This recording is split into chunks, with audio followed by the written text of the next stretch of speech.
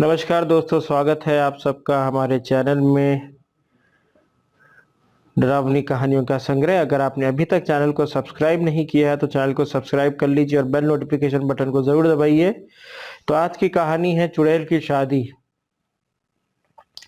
ये एक सत्य और आंखों देखी घटना है। हमारा गांव गोंडा जिले में पड़ता है। ये उस समय की बात है जब गांव में 18-19 साल की उम्र में सब लड़कों की शादी हो जाती थी। उनमें से एक मेरा मित्र रमाकांत भी है।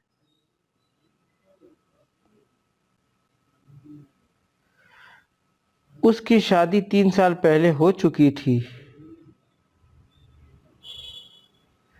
और अब उसका गौना भी आ गया था। उसकी बीवी बहुत निडर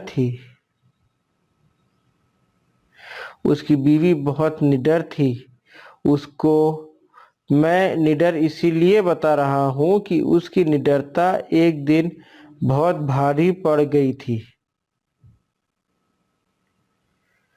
3-4 साल पहले तक गांव की अधिकतर औरतें सुबह सुबह उठकर लोटा लेकर नित्य क्रिया के लिए कोई खेत में तो कोई खुले मैदान में जाती थी। वो भी जब गांव के पुरुष लोग सो रहे हो तब जाती थी।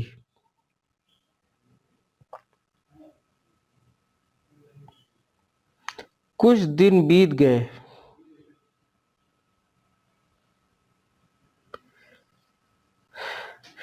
तो अब रामाकांत को एक सुंदर सी बेटी हुई। बेटी अभी 8 महीने की थी। उस समय उसकी बीवी सुबह सुबह अकेले उठकर खेत में चली गई और अपने सासू माँ को या फिर अपनी जेठानी को भी नहीं जगाया।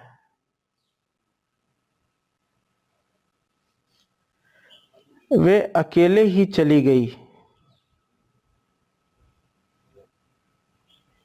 क्योंकि वो तो बहुत निडर थी। लेकिन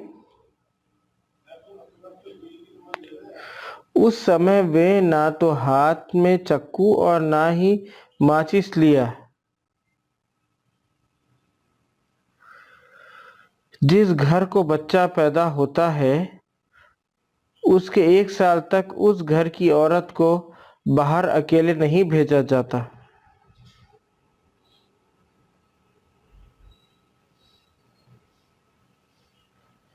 वे भी सुबह सुबह बिना किसी को साथ लिए।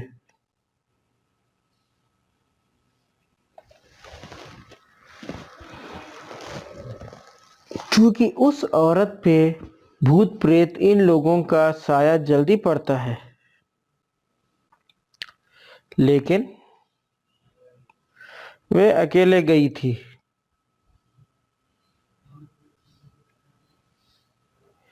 तभी वहां बेल का पेड़ लगा था उस पर एक चुड़ैल घूम रही थी जो इसके साथ नहीं आना चाहती थी, लेकिन फिर भी वह आ गई।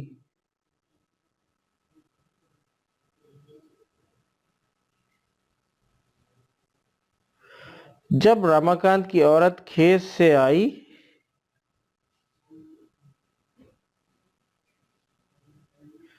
तो लोटा फेंक कर पलंग पर बैठकर गाना गाने लगी। बगल में ही खाट पर लेटी हुई उसकी बच्ची जोर जोर से रो रही थी। लेकिन वह तो गाने में व्यस्त थी, इसीलिए उसे सुनाई नहीं दिया। इतना देखकर रमाकांत चिल्लाने लगा, कि बेटी को उठाओ, क्या तुम्हें सुनाई नहीं दे रहा है कि वे रो रही है? फिर भी बीवी ने जवाब नहीं दिया।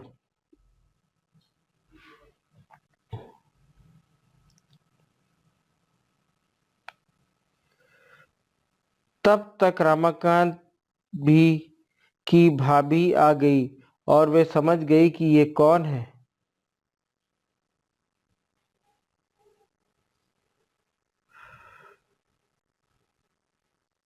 और रमाकांत को इशारा किया कि जाओ दादाजी को बुला लाओ। इतना सुनते ही रमाकांत समझ गया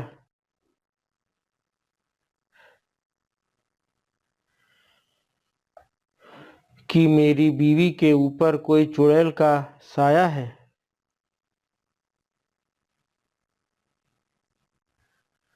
तभी भाभी ने दादाजी का नाम लिया।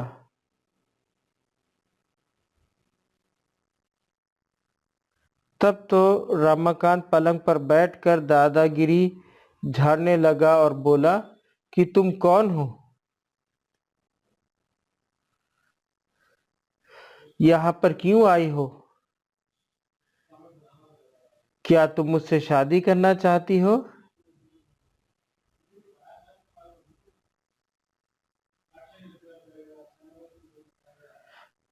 तब तक गांव की कुछ औरतें और कुछ पुरुष मजा लेने के लिए इकट्ठा हो गए।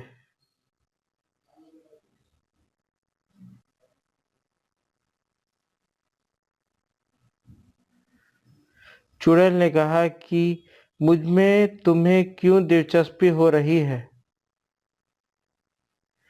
क्यों मुझसे शादी करने के लिए आतुर हो? तो रमाकांत झट से बोला कि मैं कुछ काम धंधा तो करता नहीं,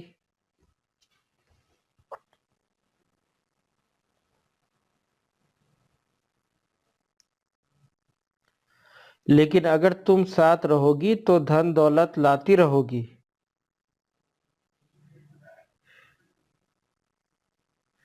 चुड़ैल ने हंसकर बोला, ऐसा कुछ नहीं होता।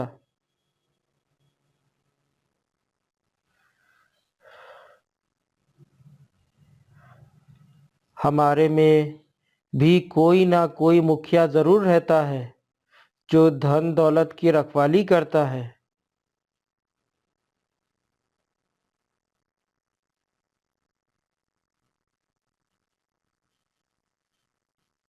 तुम चाहो तो हमारी दुनिया में चलो,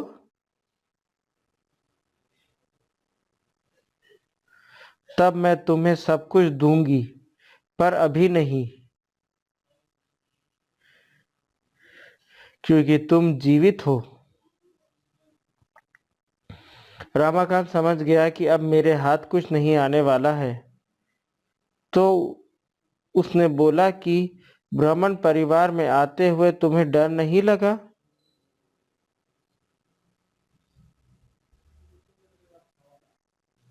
और नीचे बैठे हुए सब लोग मजे लेते हंस रहे थे।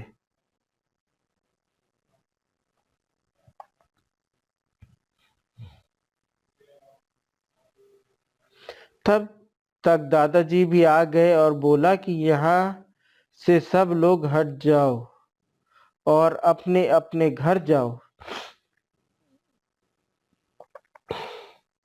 इतने में रमाकांत की बीवी भी पलंग से नीचे उतरकर सिर पर पल्लू डाल दिया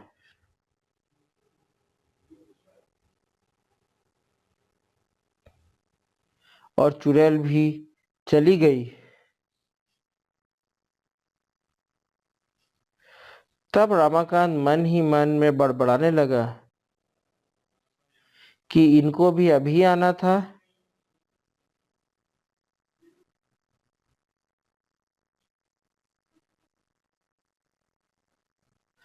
अगर थोड़ी देर बाद आते तो क्या पता मैं भी माला माल हो जाता।